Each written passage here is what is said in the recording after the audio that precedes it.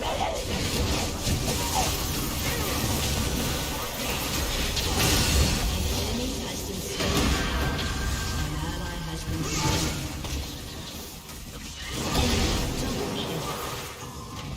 enemy has been slain.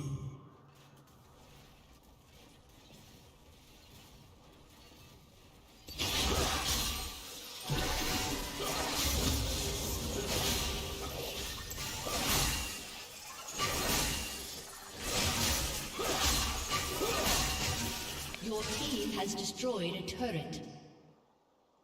Turret plating will fall soon.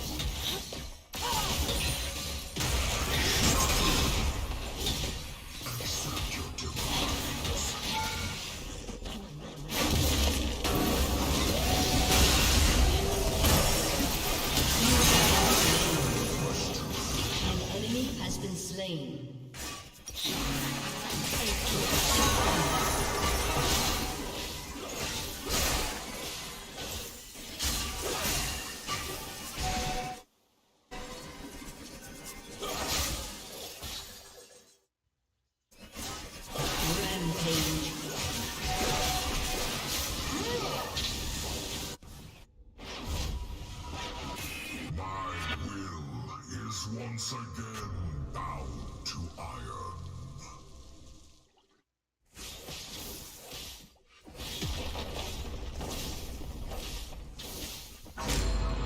See, I'm tempted with this guy just to do like do resolve. Tank Mordekaiser with resolve.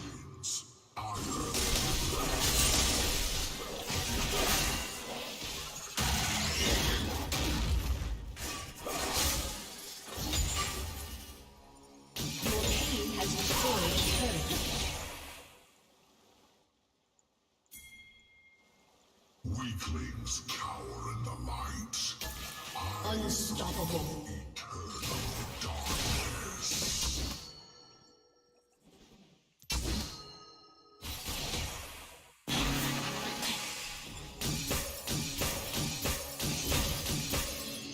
Your team has destroyed a turret. All mortals reek with the stench of decaying flesh.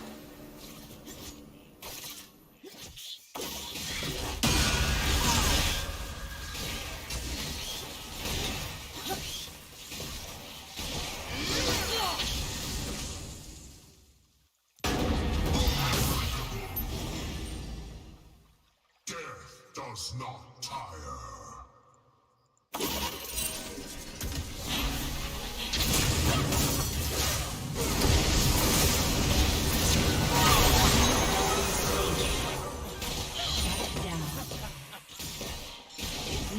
lives taken.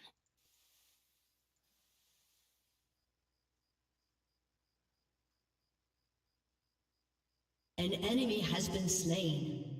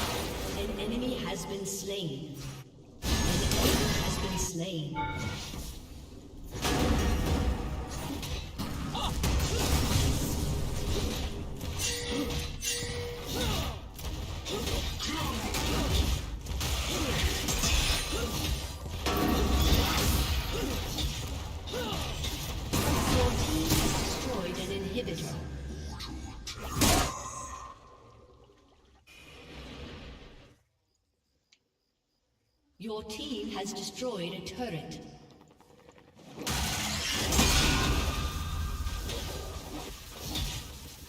Rampage. Double kill. Shut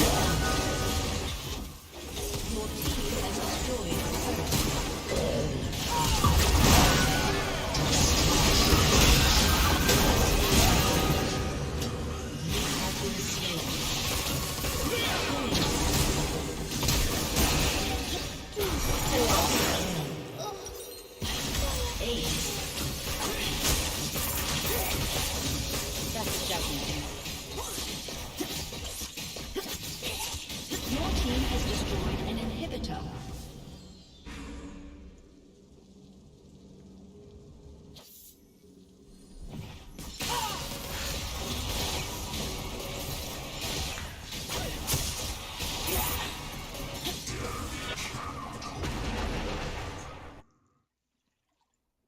Your team has destroyed a turret.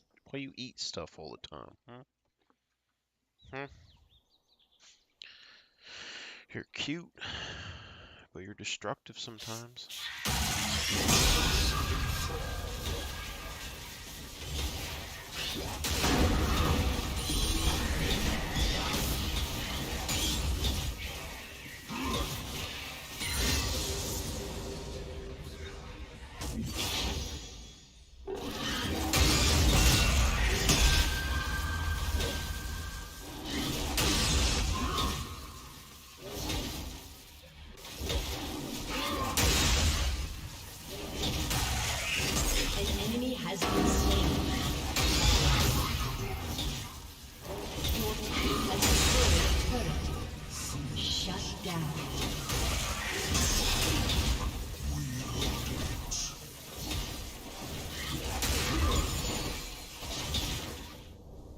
A summoner has disconnected.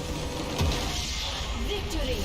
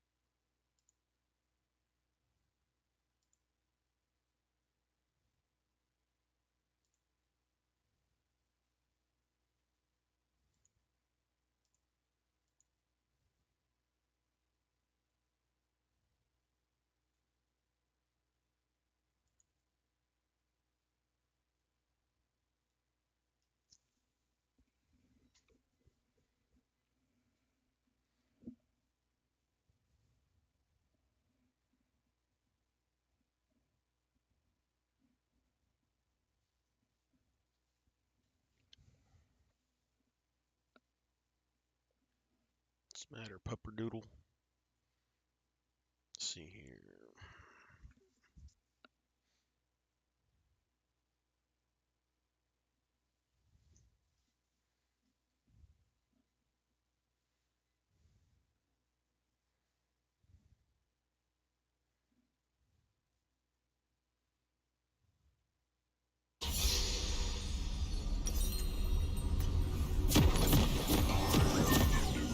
Bastion between eternal existence and oblivion.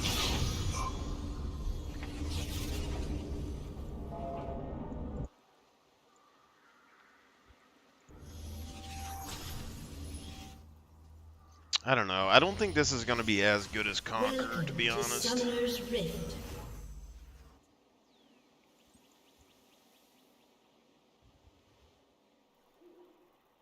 "30 seconds until minions spawn."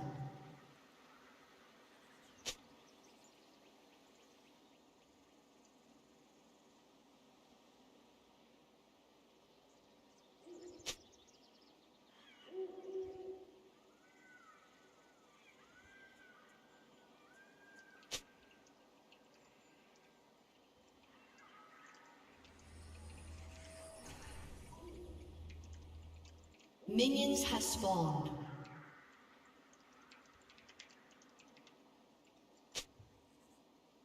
Some fear me, others worship at my feet. All will serve.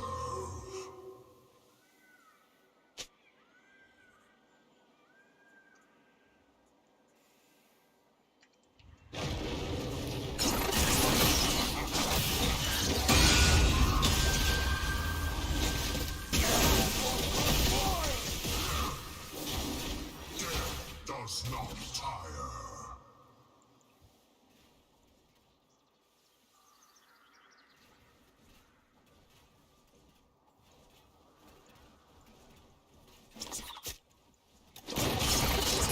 Cannot save you.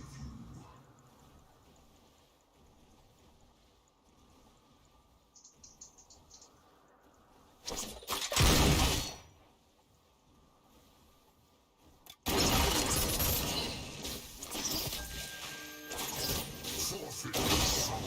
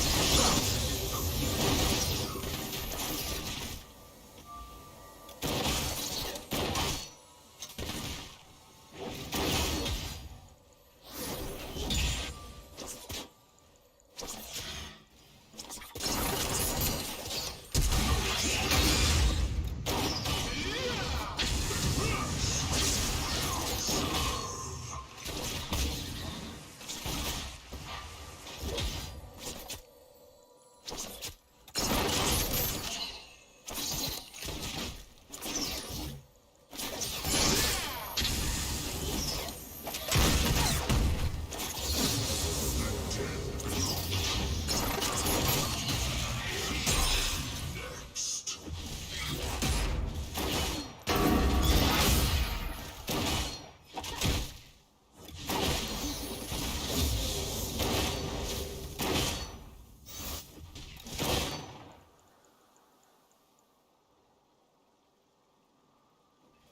Malice never.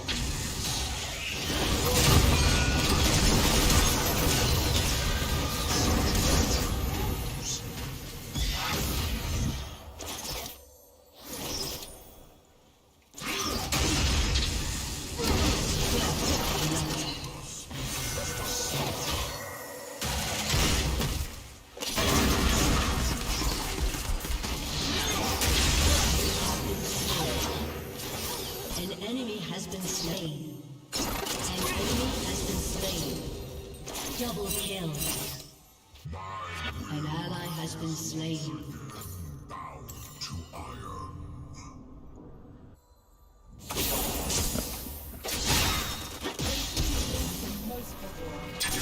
An ally has been slain. Today, just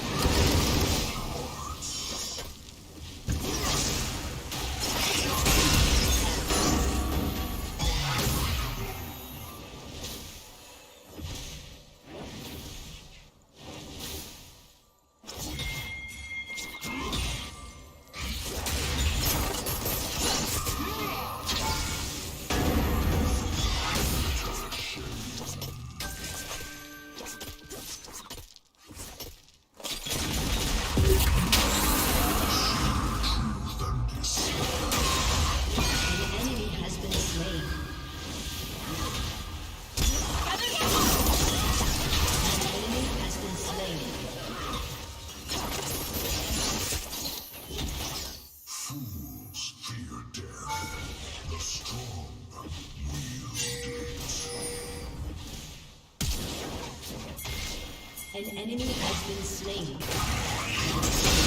An ally has been slain. You have slain an enemy.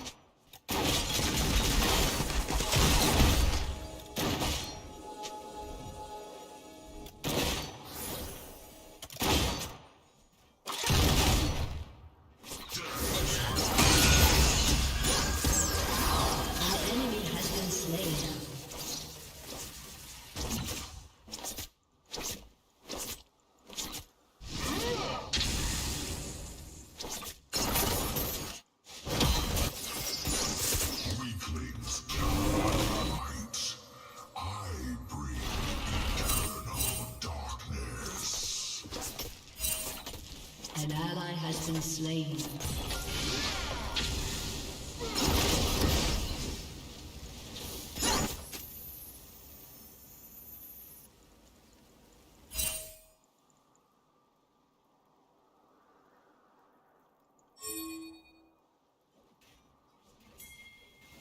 I forge nightfall from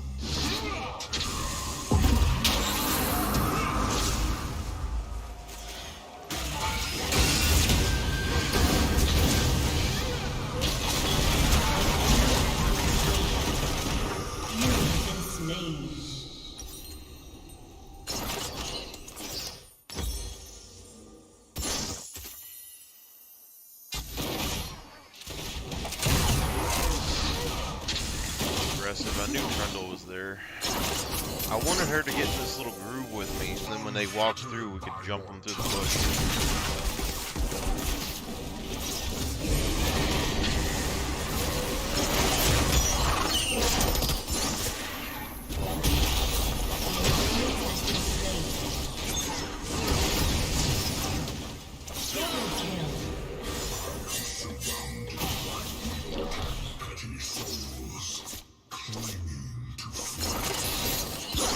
Holy water.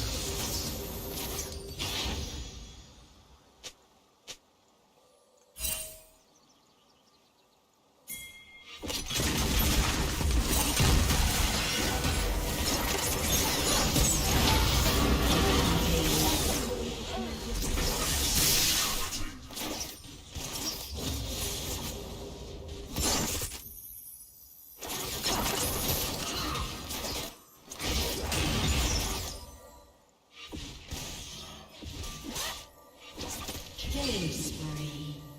flesh constraint.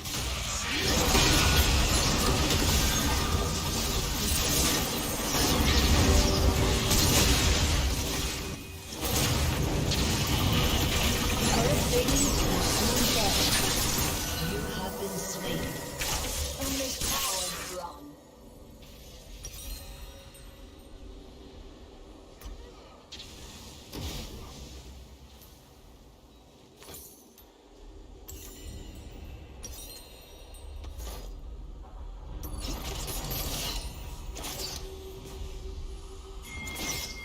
Death cannot hold me.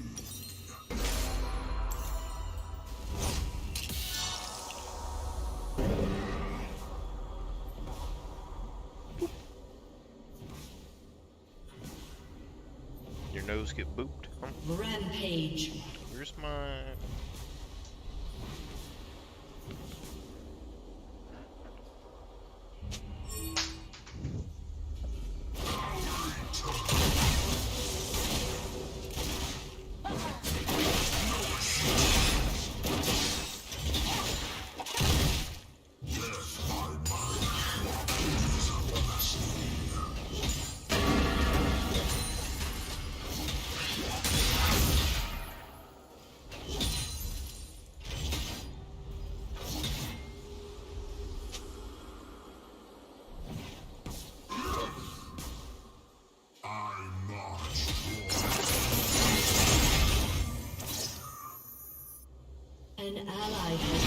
slain.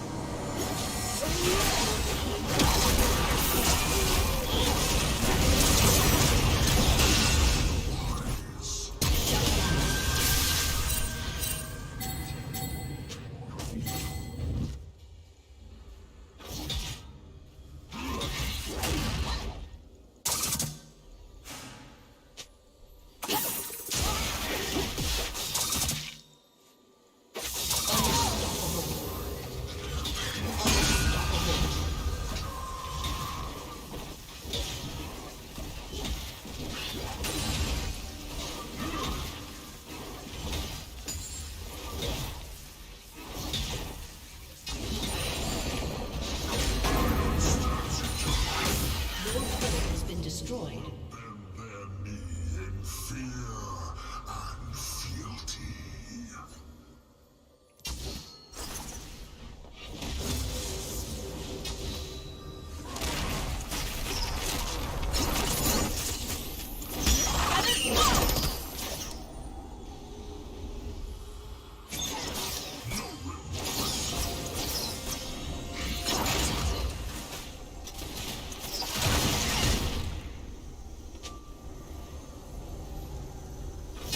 Eyeball in the grass.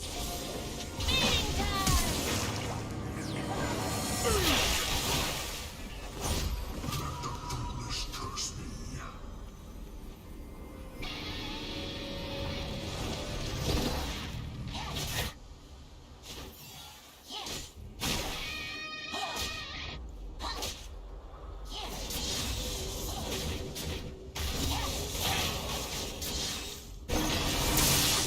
An enemy has been slain. Accept your demise.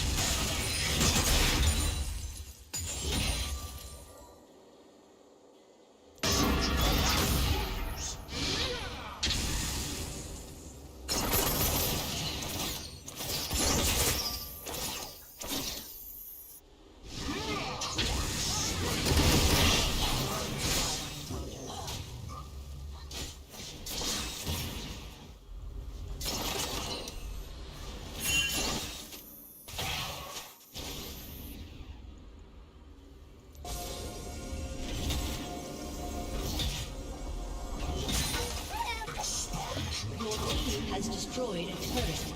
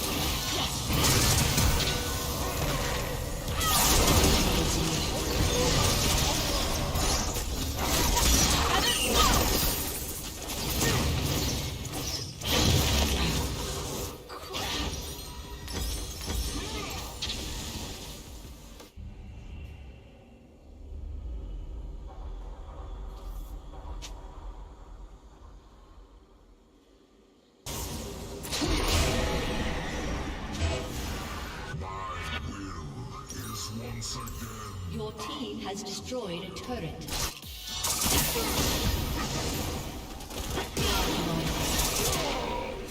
Double kill. An enemy has been slain.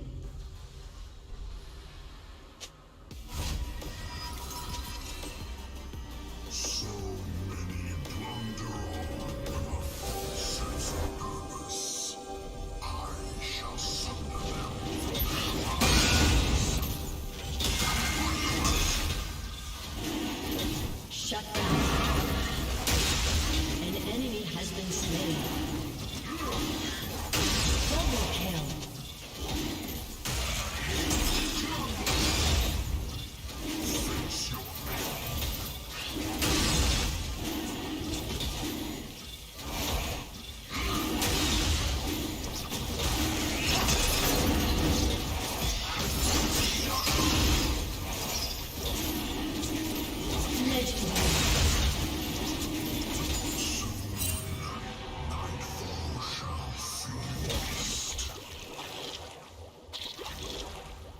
team has destroyed a turret.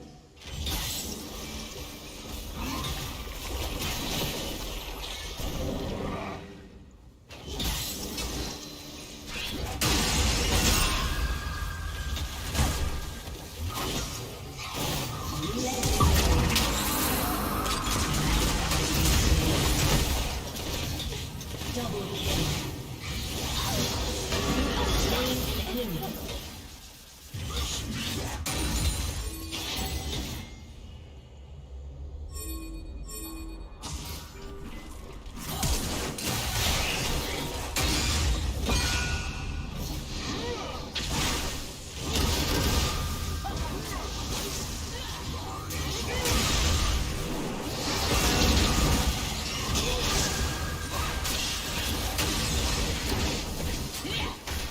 You have been slain.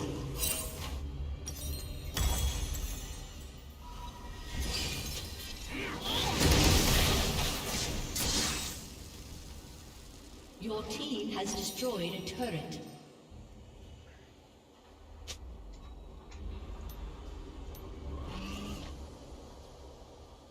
An enemy has been slain.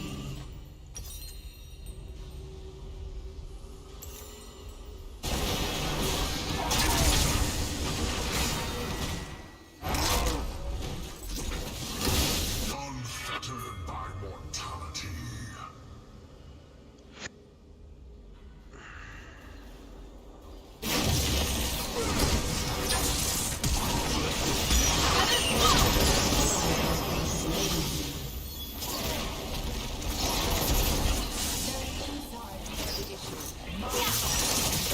Desolation. Legendary.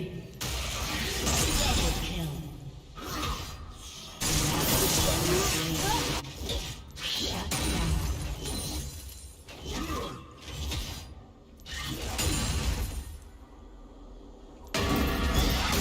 The unworthy are dust, doomed to wither and fade.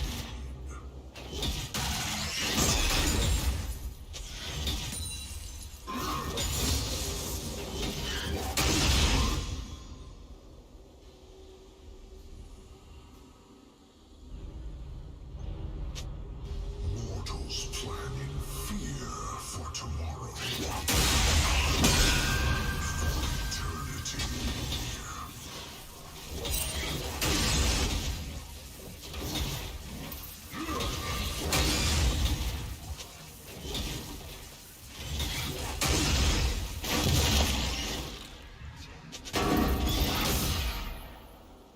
All mortals reek the stench of decaying flesh.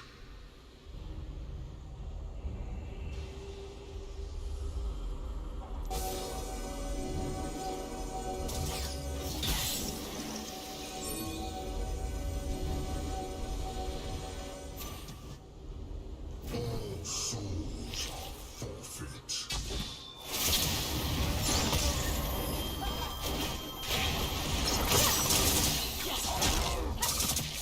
An enemy has been slain.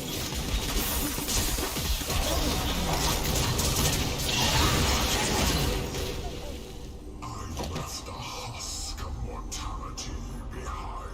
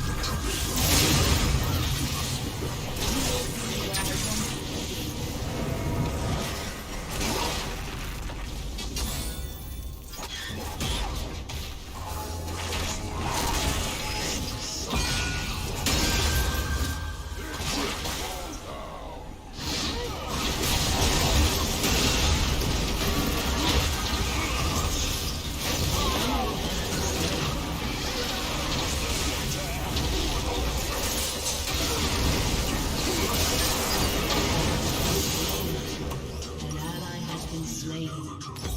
You have been slain.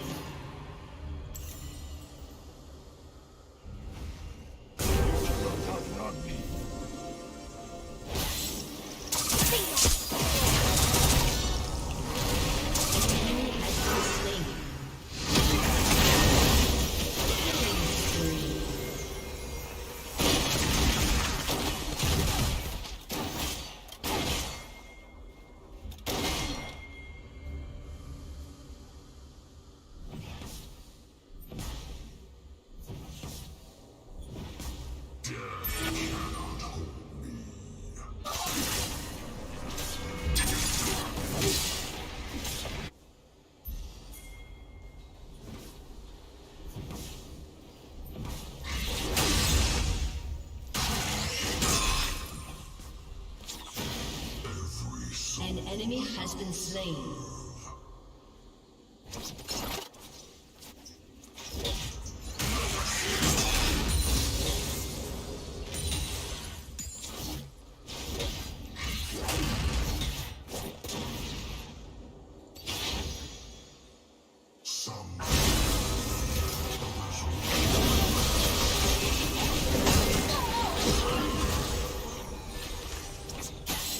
Rampage.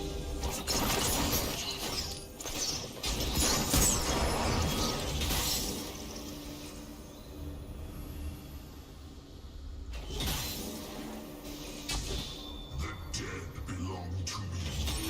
The living first.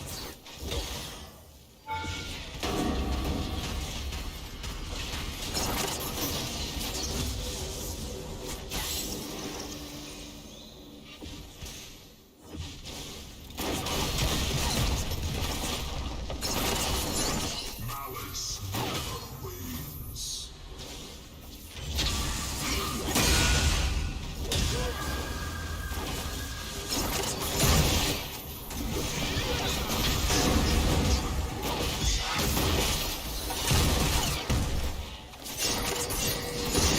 The frailty of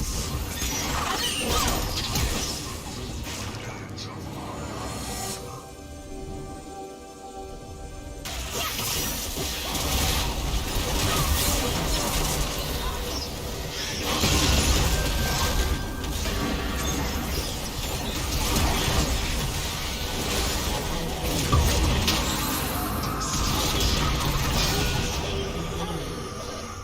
You have been slain. An enemy has been slain.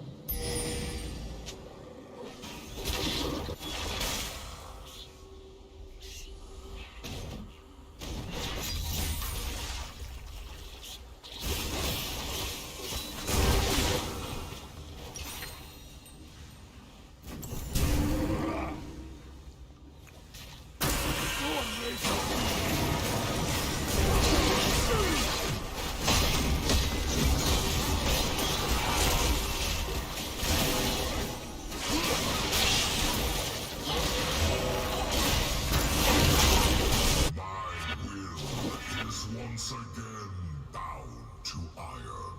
Shut down.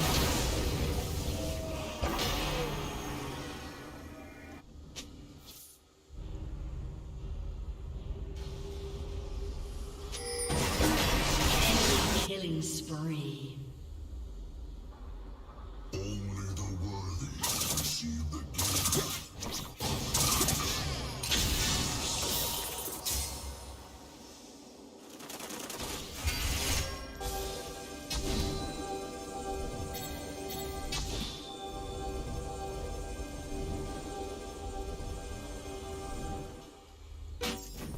I sunder the natural cycle so that all may be preserved.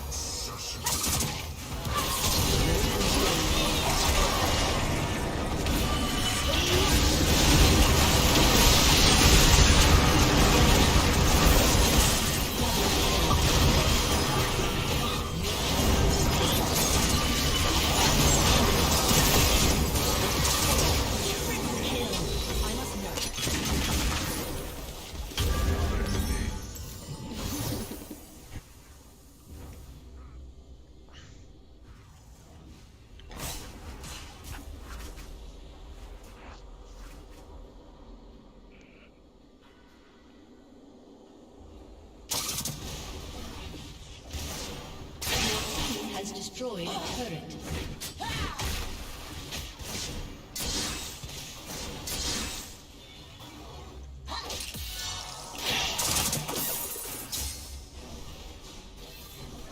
An enemy has been slain. Your team has double kill.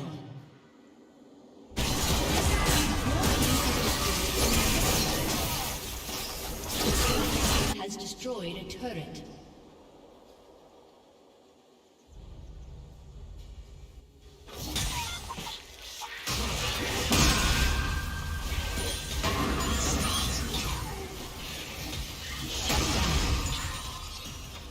Your team has destroyed an inhibitor.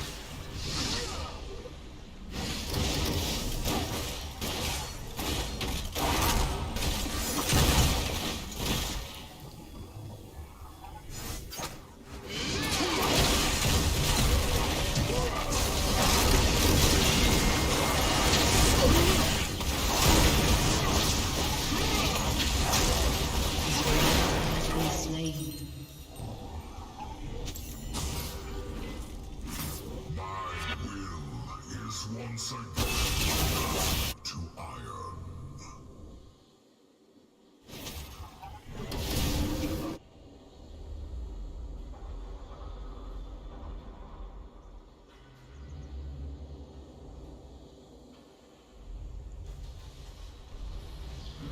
I am surrounded by weak and petty souls, clinging to flesh.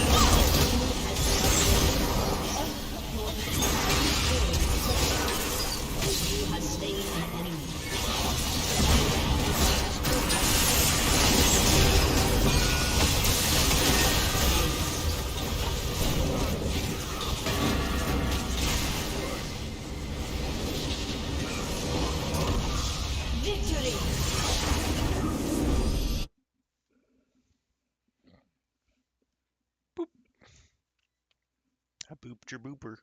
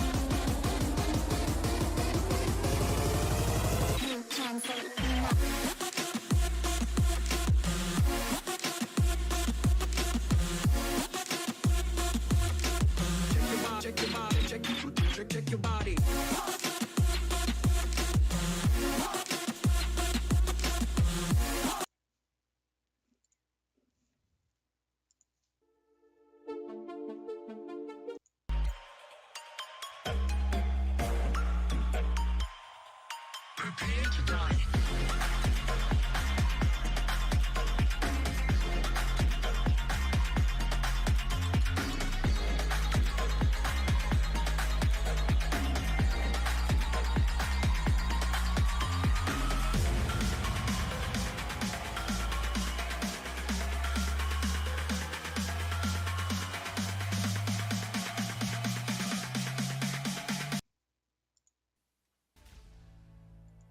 Well, hello there.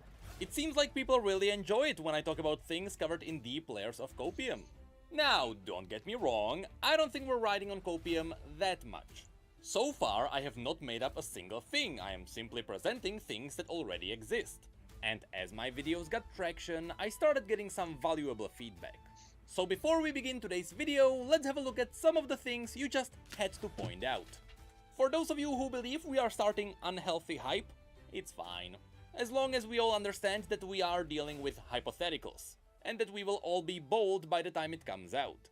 I also got to interview the person who wrote the upcoming massive League of Legends novel, who was confirmed to now be working on the MMO. And he told me that yes, my videos are being passed among the developers, so you can stop tagging them on Twitter now. Also, that novel is insanely good, it's Game of Thrones in League of Legends. I am excited for the potential lore of the MMO. Next, yeah, I am wearing my slippers out of my own volition. Yes, shamans can shapeshift in this universe, just like druids. And yes, Riot confirmed that Legends of Runeterra, which is the card game based on League of Legends, is a big inspiration when it comes to the world building. In case you're wondering what this is about, all the art I am showing you comes from Legends of Runeterra, a game that secretly acts as a massive archive of art that reveals this universe. Anyway, after covering the world and all the races and classes the lore supports, we can now dive into the potential endgame bosses of this MMO. Now I know what you're thinking. This game isn't even in the playtesting phase, how can we talk about the raids? Well, you see, that's because Riot was probably thinking ahead of time. And they started a bit of a meme in the lore community. They gave this universe way too many world-ending threats. The downside of this is that, yeah, there was a time when we didn't know which world-ending threat was the real world-ending threat. It was a battle between who's the biggest evil. But the benefits are obvious. You have a lot of meaningful enemies that you can remove before you start limiting your storytelling. And in fact, many of these big storylines are written with all the back doors open, so that in the future they can utilize them for an event in League of Legends, or it is stories that were left open purposefully for the MMO. And that's what this video is going to be about. Originally, I wanted to show you 10 storylines that were left open and which would lead into raids. But if you look at the length of this video, yeah, I cut it down to only 7. So without further ado, let's get on it. Since we are essentially talking about the world of League of Legends, especially if you have seen our last 2 MMO videos, it goes without saying that this world has material for hundreds of instances. This means that it's really up to Riot to cherry pick which ones they want to do. And since in this video I am only going to mention 7 of these, it is highly likely I am not going to mention the one that you would like to see. But if you feel strong about your own idea about a dungeon, feel free to comment about it below. This is all valuable feedback for the developers after all. Anyway, the 7 raids I picked are based on one simple fact. Their stories and setting are perfectly fit for a raid environment. Be it because their stories are set up for a grand finale, or because some of these villains already have a cast of supporting bosses for the raid. Or simply because the battles would be really cool. And because showing is better than telling, let's start with the first raid. One with such a good setup, the raid essentially writes itself. The Ascension of Mount Targon. As you may remember, Mount Targon was created by the Celestial God to serve as a gateway to the Celestial Realms. And people decide to climb this place for a variety of reasons. Even though only about 1 in 10,000 makes it to the peak, some people try to climb the mountain because they want to be deemed worthy and become a celestial demigod, while, for example, the Demacians send their criminals here to die trying to climb the mountain. This death sentence is called the Crown of Stone. And yes, of course, you can't really force the criminals to climb the mountain unless you go there with them. So most criminals just flee and start a new life elsewhere. Also, at the peak of the mountain, we can find Aurelian Sol, the Star Forger. The reason why he is here is because of the crown he is wearing. Long story short, thousands of years ago, when people noticed that Aurelian was crossing the stars, they started worshipping him, which boosted Aurelian's ego. And they crafted him a crown of celestial star metal. Aurelian, already being quite egoistic, donned the crown, only to realize it was a mind-controlling device. In reality, it was the celestial aspects who wanted to hold Aurelian's power the entire time.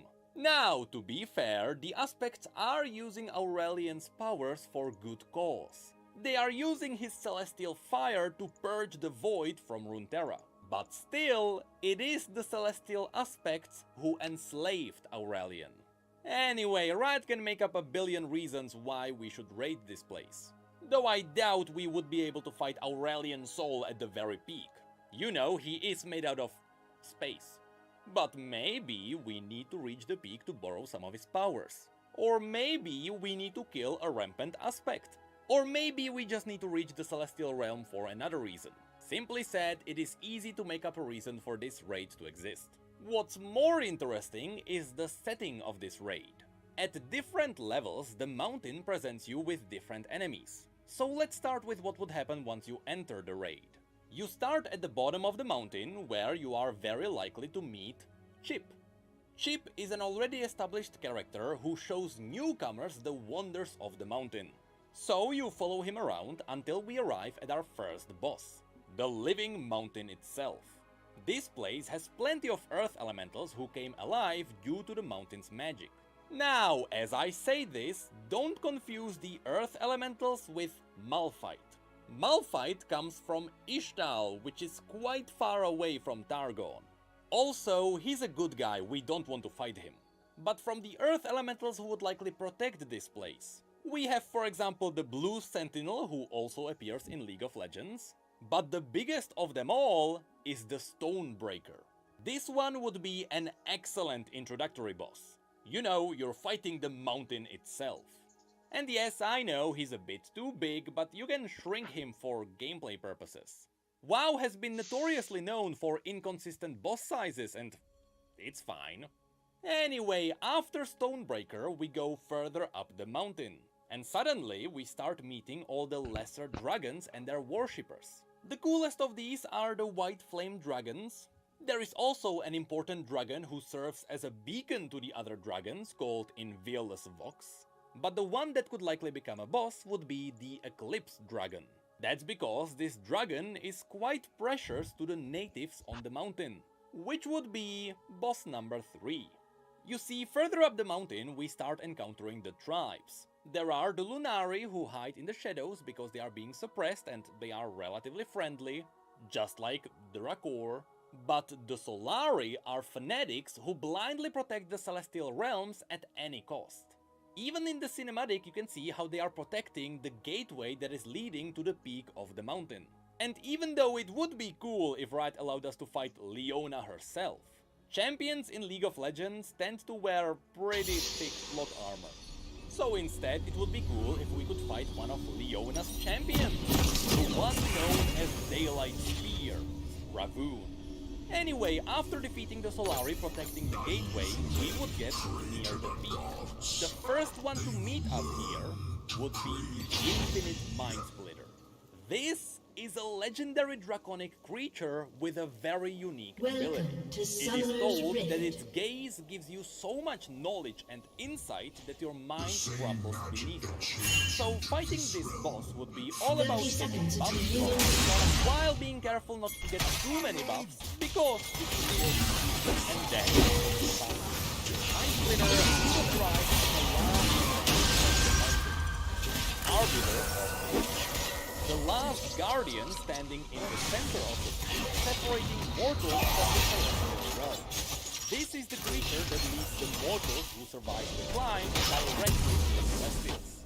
In fact, that's what you can see Minions here. have He is spawned. guiding Tiari the Traveler I was to the gonna take Celestial go see Realms, Dad's, but I where didn't they look would at the become clock long enough. the But if Traveler. I finish this But game, I'll go over also, see in Dad real case of quick. Alright. emergency, the Arbiter serves as a guardian against unwanted visitors. Two things could happen here. Either we fight the Arbiter to get its approval to pass into the Celestial Heavens. In this case, perhaps the Arbiter can test us with the lesser Celestial Heavens. Or we simply have to in this case, the Arbiter is kind of finally, perhaps the Arbiter shall grant us access to the Celestial Realm. And while, again, I doubt we would be able to fight Aurelian's soul, perhaps we could fight one of his creations that is endangering the world. We have two of them that stand out. The first creation is simply known as the Great Beyond. Aurelian's soul himself calls it his magnum opus. This is essentially a smaller celestial dragon created in Aurelian's image. So this would be like fighting Aurelian himself, except this the one I believe might be a bit more appreciated, however, would be the one girl.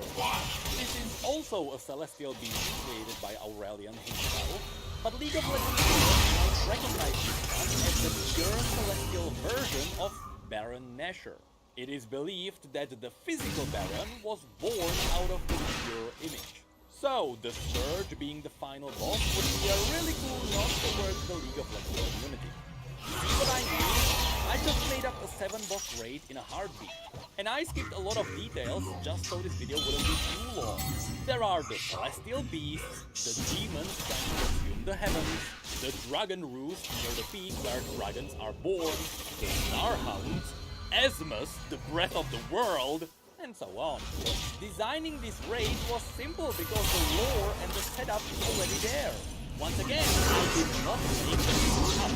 All of this already exists in the universe. And Runeterra has a lot more places just like this one. So, let's have a look at raid number 2.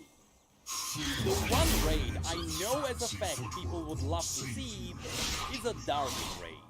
You can pull this off in a lot of different ways, but since the roots of the Darkin lore are in Shurima, the raid would most likely be in the deserts. Super quickly, in case you forgot, the Freeman Empire rose to power after it started using the Sun Disk to reflect celestial magic into their soldiers, and turning them into the God Warriors known as the Ascended. The Ascended were guaranteed immortality, however their minds were as fragile as they were. After the Ascended fought the maddening void beasts released by the they started going a little bit mad, but their minds finally snapped when their emperor died too, and there was no one to keep them straight. The story goes that a Darkin known as Zolani, who used to be a great healer, invented blood magic and used it to heal the other Darkins, by which he also infused them with the blood magic, with a secret plan to use the blood magic later to control them all. This was Zolani's secret plan to stop the rampaging Darkin. Unfortunately, the Celestials noticed that the Darkin were very dangerous, and they started sealing them inside special weapons. The sad part is, Zolani herself was also sealed inside her blades. So since Zolani was sealed away, there was nobody to control the others. And as a nice bonus, the remaining Darkin were now empowered with blood magic. Fortunately, in the end, Celestial sealed all the remaining Darkin inside their weapons too. But stupidly enough, the Celestials let mortals to safeguard these Darkin weapons. So of course, some people were tempted to pick up the weapons and use them for their wars. At which point, the Darkins immediately dominated the minds and bodies of those who picked them up. So yes, these rampaging God Warriors managed to free themselves. So now, let's quickly go through those who would serve as big raid bosses. Perhaps the most famous one, and as far as we know, the most powerful one, is Aatrox. After Aatrox was sealed away, his blade was picked up by a random warrior in the north. Of course, Aatrox immediately dominated the warrior's body, and since then he's using blood magic to drain the dead blood, and make himself bigger. That was small, but it was bigger the more he grew. In fact, we got to such a point where Aatrox became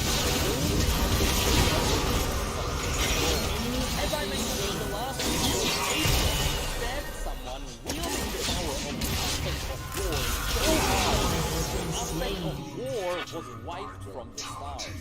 So out of all the Darkin, Aatrox is the ultimate end boss. Besides Aatrox, as mentioned, the second most important Darkin is Zolani. Now, Zolani has canonically not returned yet, but Legends of Runeterra is teasing that he might come back.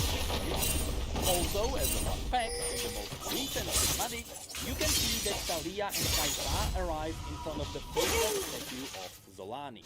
Next, there is also Varus, a Darkin who was sealed inside a bow, inside a well, and he got freed after 2 hunters fell into the well.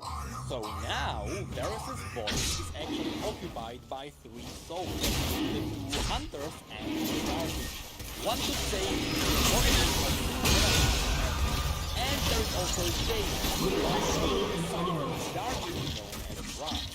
But as far as we know, Kayn is pretty good at resisting Rast's power. So I doubt Rast would be free. Also, Kayn is a League of Legends player, so in order for Rast to come out, Kayn would need to die. And I don't think that's possible with all the plot points. But we are still not done yet. Next, from the Lesson of Darkin, there is also Horazi, who was sealed inside the boat. I got a couple of recap who was sealed inside the giant Ballista. As you can see, he looks a little bit like a that's because that's the Ballista of Darkin over the human body. And lastly, there is Taro, who was sealed inside the house. The reason why these Darkin races work is because all the Darkin have a common goal. They all hate Zolani.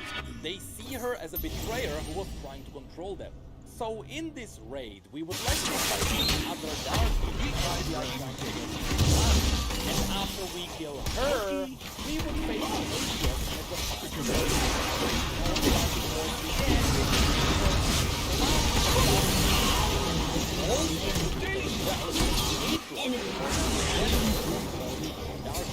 so killing Aatrox would be the perfect end to the Darkin chapter.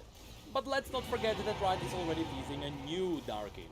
The next champion in League of Legends might be a dog that picked up the Darkin tag.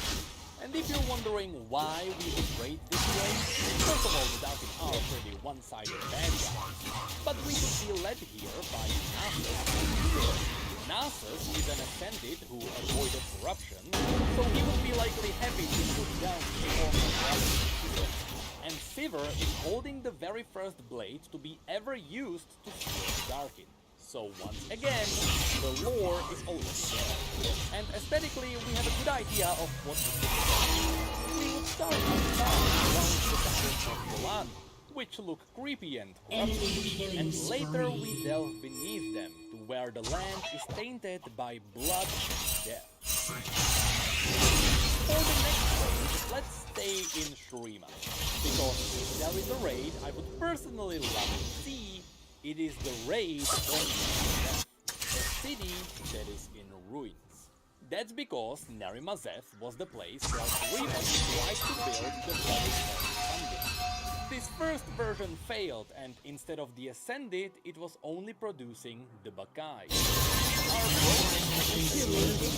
glorious Ascended. And in the end, the entire city collapsed. After that, we tried to build the Sunday again, but this time in the city. But now, why would we want to raid this? Well, that's because this city is being rebuilt by Zera, the most powerful arcane mage in Runeterra, whose body was turned into pure arcane energy by the Sundis himself. Long story short, when Emperor Azir was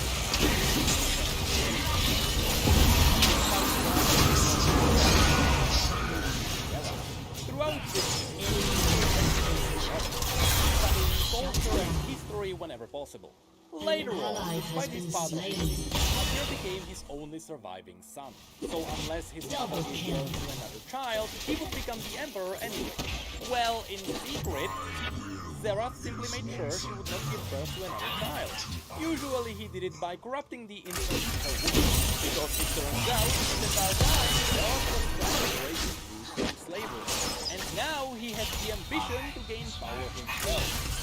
So he justified these murders by telling himself that he was protecting a friend.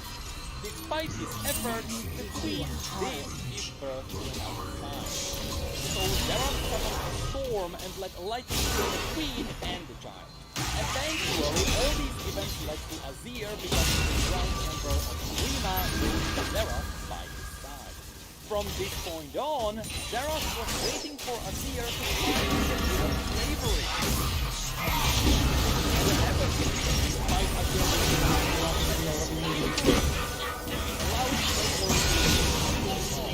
And that angered Xerath. At the end of the story, the Emperor was chosen to become an ascendant. But during the ceremony, when the Sun Disk was focusing its power into Azir's body, Xerath was so full of his he incinerated him and forced all the power of the Sun Disk into himself.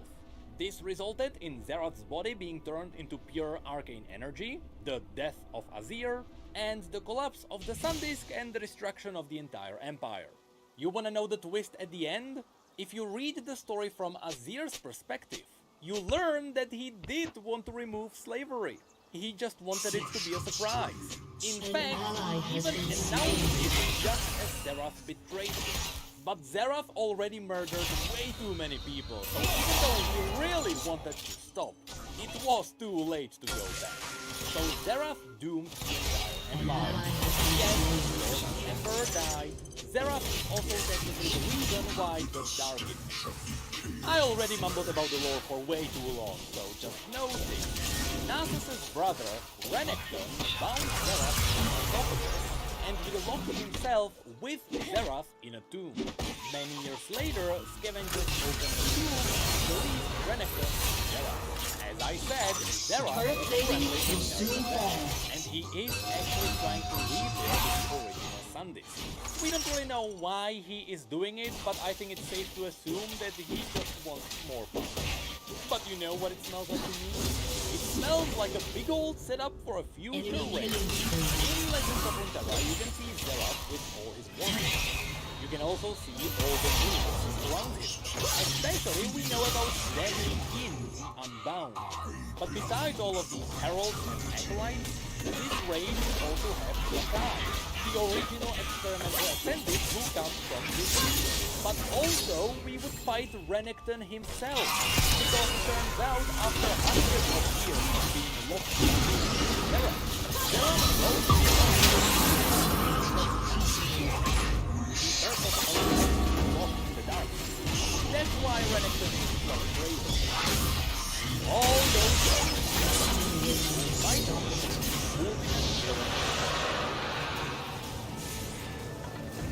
They call him the harder farmer, a real bad man with a soft side. And for trouble. This time he's back with half tea, half lemonade, and 100%. Oh, wow. Oh, wow. Get your hands on some today before the harder farmer gets his hands on you. For the next raid, why don't we play off of the success of Arcane? No spoilers, don't worry. Previously, when I told you about the city Piltover and Zone, I showed you that at the very bottom of the space you can find the ruins of an ancient Shurian city. But that will become just a dungeon. The one that would become an interesting raid would be the Empire of Renada. After I mention this, I know a lot of you will be confused. After all, Renada Glass is just a rich barren of all. How can she support an entire raid? Well, in this case, it is all built on two factors. First of all, Renada is way too big of a character to be removed in just a dungeon. But more importantly, Renada Glass released this year. and she was released as yet another villain after all the other already established villains in Piltover and Zone. She simply really